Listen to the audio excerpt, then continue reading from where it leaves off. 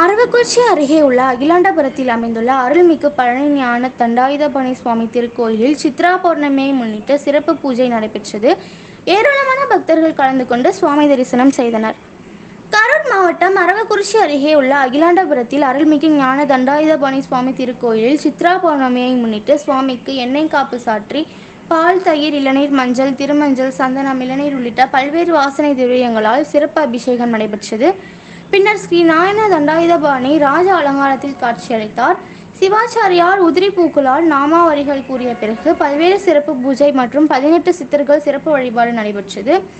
இந்த நிகழ்ச்சியில் கரூர், கோவை, ஈரோடு, திருப்பூர் உள்ளிட்ட பல்வேறு மாவட்டங்களிலிருந்து ஏராளமான ஆன்மீக பக்தர்கள் ஆலயம் வருகை தந்து சுவாமி தரிசனம் செய்தனர். மேலும் நள்ளிரவு 12 மணி அளவில் 18 சித்தர்களின் சிறப்பு யாக பூஜை திருக்கோயில் சார்பாக பக்தர்களுக்கு இரவு அன்னதானம் வழங்கப்பட்டுள்ளது.